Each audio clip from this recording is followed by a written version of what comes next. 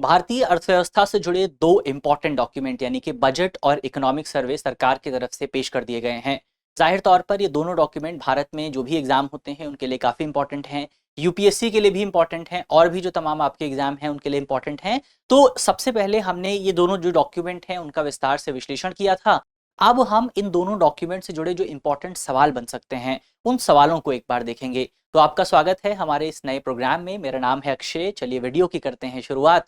और इस पूरी सीरीज में ओवरऑल हम केंद्रीय बजट और इकोनॉमी जो जो आपका इकोनॉमिक सर्वे है उससे जुड़े जो आपके एमसीक्यू सवाल हो सकते हैं उन सवालों पर चर्चा करेंगे, सवालों के जवाब को देखेंगे और फिर आपका किस तरह से सवाल बन सकते हैं वो भी आपको पता लग सकेगा।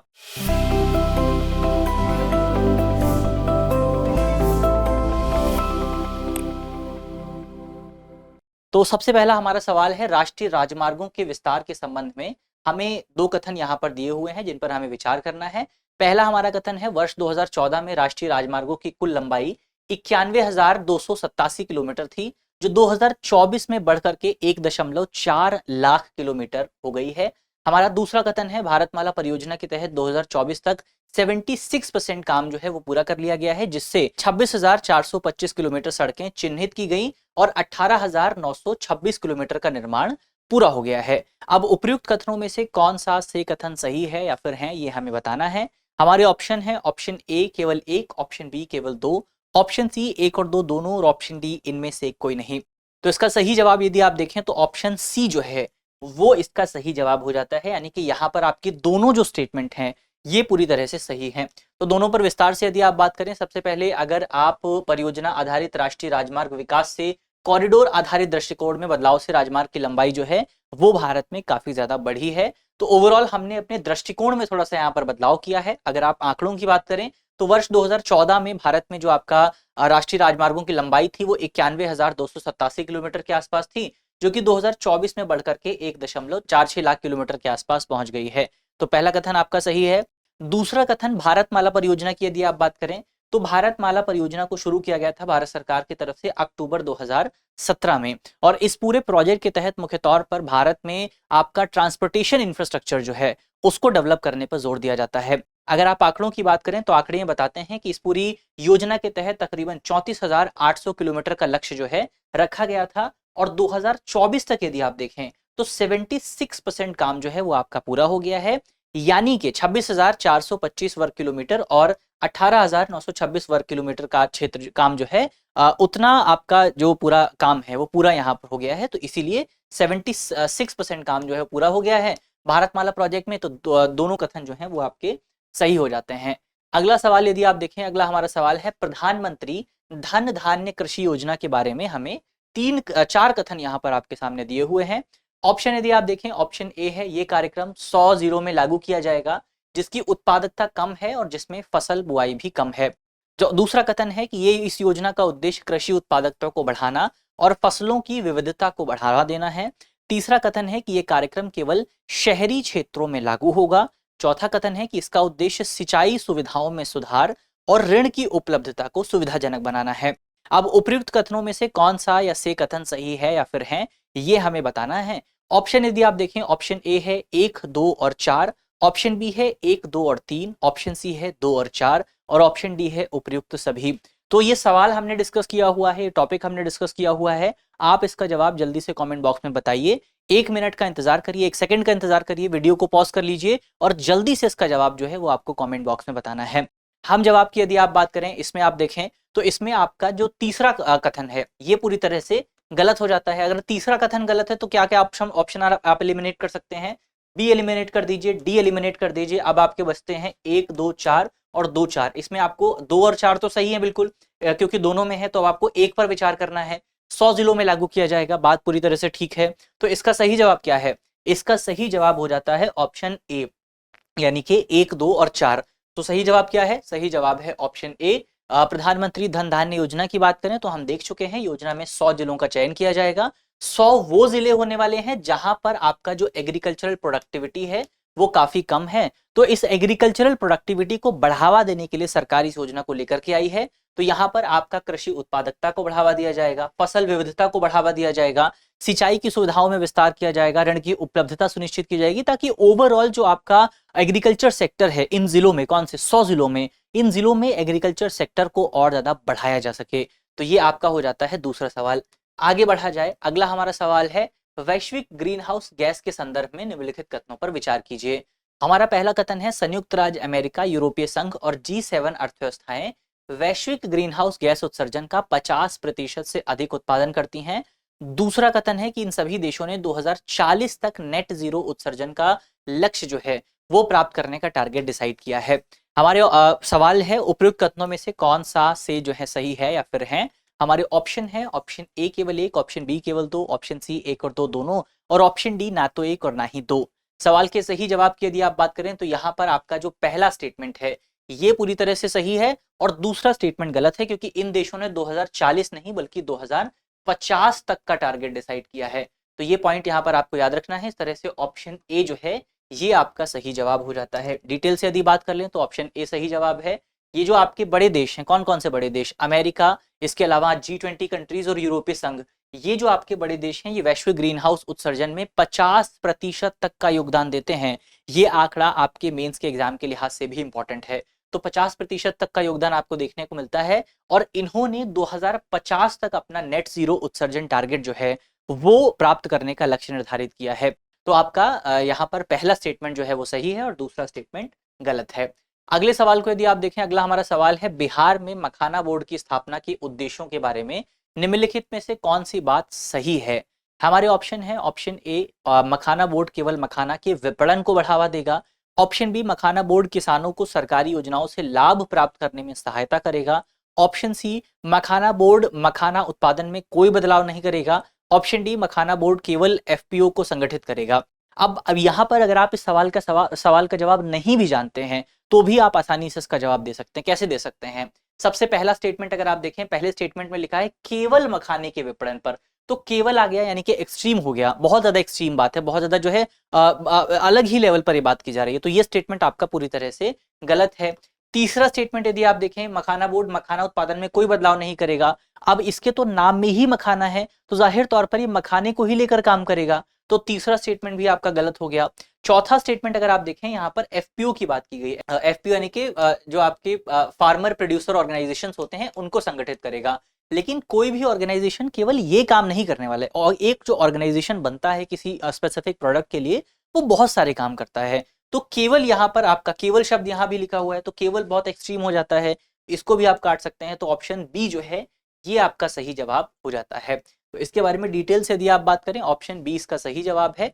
मखाना बोर्ड का उद्देश्य बेसिकली बिहार में मखाना के उत्पादन को बढ़ावा देना, इसके प्रसंस्करण को बढ़ावा देना, मूल्यवर्धन को बढ़ावा देना, विपणन को बढ़ावा देना, इसके लिए मखाने बोर्ड की शुरुआत की गई। तो आप देखेंगे मखाना बोर्ड जो है उसमें मखाने से जुड़ी तमाम जो गतिविधियां हैं उनको शामिल किया गया है। तो केवल एक एक्टिविटी यहाँ पर नहीं है जैसे हमारे ऑप्शन में था, केवल यहाँ पर लिखा हुआ है। जहां भी अगर आप किसी चीज को लेकर के बहुत श्योर नहीं है तो 80 से 90% तक आप मान सकते हैं कि अगर वहां पे केवल लिखा हुआ है तो वो स्टेटमेंट आपकी गलत होने वाली है। जैसे यहाँ केवल लिखा हुआ है, ये स्टेटमेंट आपकी गलत हो जाती है, यहाँ केवल लिखा हुआ है, स्टेटमेंट आपकी गलत हो जाती है।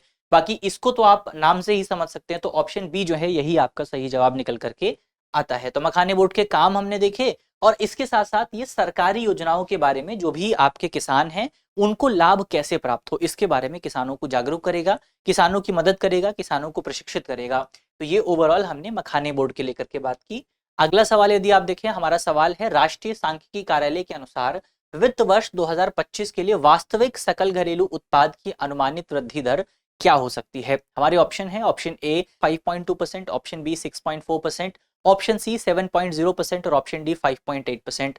तो इसका जो सही जवाब है वो है आपका ऑप्शन बी यानी कि 6.4% जो है वो आपको इस बार हमारी अनुमानित वृद्धि दर देखने को मिल सकती है और ये आंकड़ा जारी किया है राष्ट्रीय सांख्यिकी कार्यालय की तरफ से। तो ये ओवरऑल हमने देखा और हमारी इकोनॉमी जो है वर्तमान समय में अंतर्राष्ट्रीय स्तर पर जो अनिश्चितता मौजूद है उस अनिश्चितता से गुजर रही है, इसीलिए हमारी जो जीडीपी वृद्धि दर है वो इस बार कंपैरेटिवली थोड़ी सी कम रह सकती है। चलिए अगला सवाल आप देखें। अगला हमारा सवाल है कपास उत्पादकता मिशन के बारे में निम्नलिखित कथनों पर विचार कीजिए। हमारा पहला कथन है कि ये मिशन कपास कृषि की उत्पादकता और वहनीयता में सुधार लाने में मदद करेगा। दूसरा कथन है मिशन का उद्देश्य कपास के छोटे रेशे वाली किस्मों को बढ़ावा देना है। और तीसरा कथन है किसानों को विज्ञान और प्रौद्योगिकी की सर्वोच्चतम सहायता उपलब्ध कराई जाएगी। अब यहाँ पर अगर आप देखें ऑप्शन में, तो पहला ऑप्शन आपका अपने आप में सही हो जाता है। दूसरा ऑप्शन इसको लेकर के थोड़ी कंफ्यूजन हो सकती है कि छोटा होगा या बड़ा होगा, लेकिन जो मिशन है जो सरकार ने शुरू किया है वो छोटों के लिए नहीं है, बड़े रेशे वाले किस्मों के लिए है। और तीसरा भी सही हो जाता है, किसानों को जो है सर्वोच्चतम प्रौद्योगिकी और विज्ञान जो है उससे जुड़ी टेक्निक्स उपलब्ध कराई जाएंगी। तो ओवरऑल यहाँ पर अगर आप देखें, अगर आपका दूसरा कथन गलत है तो इस तरह से आपका 1 और 3 यानी कि ऑप्शन बी जो है वो सही जवाब हो जाता है। तो इस पर डिटेल से यदि आप बात करें तो पंचवर्षीय मिशन है, कपास की जो वृद्धि है, कपास का जो उत्पादन है उसको बढ़ावा देने के लिए, और ओवरऑल इसके माध्यम से आपका जो लंबे रेशे वाली किस्में होती हैं उनको काफी ज्यादा फायदा होने वाला है। किसानों को विज्ञान और प्रौद्योगिकी की जो सर्वोच्चतम जो पहले हैं जो सहायता है वो इसके माध्यम से उपलब्ध कराई जाएगी, और इसके माध्यम से भारत में आपूर्ति जो कपास की आपूर्ति है उसको निरंतर सुनिश्चित करने की कोशिश की जाएगी। तो ये ओवरऑल आपका सवाल हुआ। अब इस पर हम बहुत सरसरी नजर से बहुत तेजी से डिस्कशन कर रहे हैं, क्योंकि ये पूरा जो टॉपिक है हम पहले डिस्कस कर चुके हैं। तो हमारा जो बजट वाला वीडियो है उस पर आप इस पूरे विषय को और डिटेल से समझ सकते हैं। अगला सवाल देखें। अगला सवाल आपसे पूछा गया है कि निम्नलिखित में से कौन सा कथन सही है। हमारे ऑप्शन है वित्त वर्ष 2024 में रिटेल इन्फ्लेशन 4.9% हो सकता है, हो गया है। और दूसरा कथन है वित्त वर्ष 2025 में मुद्रास्फीति में गिरावट आई है, लेकिन खाद्य कीमतों में अस्थिरता ने इसे प्रभावित किया है। उपरोक्त कथनों में से कौन सा कथन सही है या फिर सही है। हमारे ऑप्शन है ऑप्शन ए केवल 1, ऑप्शन बी केवल 2, ऑप्शन सी 1 और 2 दोनों, और ऑप्शन डी ना तो 1 और ना ही 2। इसके सही जवाब को यदि आप देखें तो ऑप्शन सी इसका सही जवाब है, लेकिन वीडियो को आपको पॉज करना है हर सवाल के बाद, और जो जवाब है वो आपको, आपका क्या जवाब है वो आपको कमेंट बॉक्स में बताना है। इसका सही जवाब है ऑप्शन सी, क्योंकि दोनों स्टेटमेंट यहाँ पर सही है। भारत में इन्फ्लेशन जो है, जो जैसा कि रिपोर्ट बताती है, हमारा इन्फ्लेशन जो है वो 2024 में 4.9% के आसपास आ गया है। ये इकोनॉमिक सर्वे का डेटा है। इसके अलावा सरकार ने बेसिकली यहाँ पर बताया है कि 2025 में मुद्रास्फीति में आपको गिरावट नजर आ सकती है, लेकिन खाद्य मुद्रास्फीति जो है वो अभी भी सरकार के लिए एक बड़ा चैलेंज बनी हुई है। तो ऑप्शन सी जो है वो इसका सही जवाब हो जाता है। हमने देखा कि 2024 में जो हमारा रिटेल इन्फ्लेशन है वो 5.4% से घट करके 4.9% के आसपास पहुंच गया है, जो कि 0.9% की गिरावट को दर्शाता है। इसके अलावा हमने देखा कि मुद्रास्फीति 2025 में गिर सकती है, महंगाई थोड़ी सी कम हो सकती है, लेकिन जो फूड इन्फ्लेशन है वो यहाँ पर एक बड़ा चैलेंज पैदा कर सकता है। चलिए अगले सवाल की तरफ बढ़ा जाए। अगला हमारा सवाल है यूरिया उत्पादन में आत्मनिर्भरता बढ़ाने के लिए असम में कितनी क्षमता का यूरिया संयंत्र स्थापित जो है किया जाएगा, कितनी क्षमता का प्लांट जो है स्थापित किया जाएगा।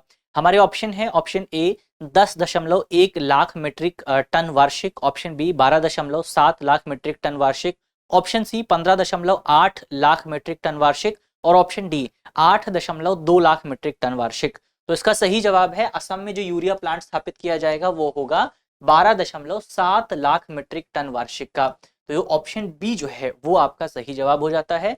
ओवरऑल इस पूरे जो प्लांट है, इस पूरे प्लांट का उद्देश्य यही है कि भारत को यूरिया के उत्पादन के मामले में आत्मनिर्भर बनाया जा सके, सेल्फ रिलायंस बनाया जा सके, और दुनिया के दूसरे देशों पर भारत की जो निर्भरता है खासतौर पर इन तमाम प्रोडक्ट्स को लेकर के, यूरिया को लेकर के, उस निर्भरता को कम किया जा सके। अगला सवाल आप देखें। अगले हमारे सवाल में पूछा गया है कि भारत के विदेशी मुद्रा भंडार के बारे में हमें 2 कथन दिए हुए हैं जिन पर हमें विचार करना है। पहला हमारा कथन है कि 3 जनवरी 2025 तक भारत का विदेशी मुद्रा भंडार 704.9 बिलियन अमेरिकी डॉलर था, और दूसरा कथन है कि भारत का विदेशी मुद्रा भंडार बाहरी ऋण के लगभग 90% हिस्से को कवर करता है।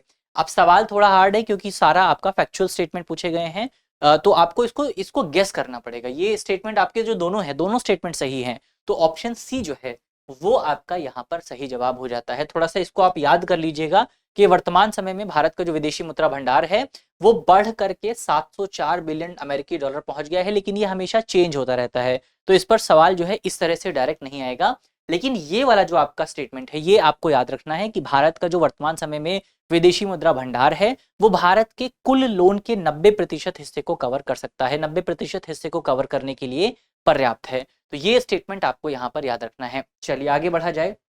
अगला हमारा सवाल है फोकस उत्पाद स्कीम के अंतर्गत किस प्रकार की सहायता प्रदान की जाएगी। ऑप्शन बी या किसको सहायता प्रदान की जाएगी। ऑप्शन ए है केवल लेदर फुटवेयर के लिए, ऑप्शन बी बिना लेदर वाले फुटवेयर के लिए, ऑप्शन सी दोनों लेदर और बिना लेदर वाले फुटवेयर के लिए, या फिर ऑप्शन डी केवल मशीनों के लिए। तो इसका सही जवाब है सरकार की ओर से जो फोकस उत्पाद स्कीम की शुरुआत की गई है, ये स्कीम है आपका लेदर और बिना लेदर दोनों तरह के जो फुटवेयर हैं उनके लिए सरकार ने फोकस स्कीम की शुरुआत की है। अब ये जो स्कीम है ओवरऑल इस पूरी स्कीम का उद्देश्य जो है भारत में लेबर इंटेंसिव सेक्टर जो है, जैसे फुटवेयर है आपका लेबर इंटेंसिव सेक्टर है जहां पर लेबर आपको बहुत ज्यादा देखने को मिलता है, तो इससे भारत में जो आपका मैन्युफैक्चरिंग सेक्टर है उसको और ज्यादा बढ़ावा दिया जा सकता है। तो भारत में लेदर और जो नॉन लेदर प्रोडक्ट्स हैं, जो नॉन लेदर आपके फुटवेयर्स हैं, उनके उत्पादन को बढ़ावा देने के लिए, उनकी गुणवत्ता को बढ़ावा देने के लिए, उनके डिजाइन क्षमता, कंपोनेंट को बढ़ावा देने के लिए, मशीनों के निर्माण को बढ़ावा देने के लिए सरकार इस फोकस जो स्कीम है इसको लेकर के आई है। इस स्कीम के तहत उम्मीद लगाई जा रही है कि 22 लाख व्यक्तियों को रोजगार मिलने वाला है। तकरीबन 4 लाख करोड़ रुपए का कारोबार इसके माध्यम से होगा और 1.1 लाख करोड़ से अधिक का निर्यात जो है वो इस पूरी फोकस स्कीम के माध्यम से आपको देखने को मिल सकता है। तो हमने फोकस स्कीम के बारे में बात की। आगे बढ़ा जाए, अगला हमारा सवाल है निम्नलिखित कथनों पर विचार कीजिए। कौन से कथन है? 2 कथन आपके सामने दिए हुए हैं। पहला कथन है सक्षम आंगनवाड़ी और पोषण 2.0 कार्यक्रम देश भर में 8 करोड़ से अधिक बच्चों, 1 करोड़ से अधिक महिलाओं, गर्भवती महिलाओं और स्तनपान कराने वाली महिलाओं को पोषण संबंधी सहायता जो है प्रदान करता है। दूसरा कथन है कि अटल टिंकरिंग प्रयोगशालाएं बच्चों में जिज्ञासा और नवाचार की भावना उत्पन्न करने के उद्देश्य से केवल प्राइवेट स्कूलों में स्थापित की जाएंगी। सही जवाब हमें बताना है, कौन सा सही जवाब है। अब यहां से आप दोबारा देखिए, केवल शब्द केवल शब्द का इस्तेमाल यहां पर किया गया है, तो ये बहुत एक्सट्रीम हो जाता है और उसमें भी प्राइवेट स्कूल आपके लिखे हुए हैं। अगर यहाँ पर आपके गवर्नमेंट स्कूल लिखे होते तो सब संभव हो सकता था कि सरकार केवल गवर्नमेंट स्कूल्स के लिए कोई योजना लेकर के आई है, लेकिन सरकार केवल प्राइवेट सेक्टर के लिए कोई योजना लेकर के नहीं आई, केवल प्राइवेट सेक्टर के स्कूलों के लिए कोई योजना नहीं लेकर के आने वाली है। तो दूसरा कथन जो है वो आपका पूरी तरह से गलत है। पहला कथन आपका सही है, तो यहाँ पर आपका ऑप्शन ए जो है वो आपका सही जवाब हो जाता है। तो इसको एक बार देख भी लेते हैं आगे। ऑप्शन ए यहाँ पर आप देख लीजिए, ऑप्शन ए जो है सही जवाब है। सक्षम आंगनवाड़ी और पोषण 2.0 कार्यक्रम जो है ये मुख्य तौर पर भारत में पोषण संबंधी जरूरतें जो हैं इन जरूरतों को पूरा करने के लिए शुरू किया गया है।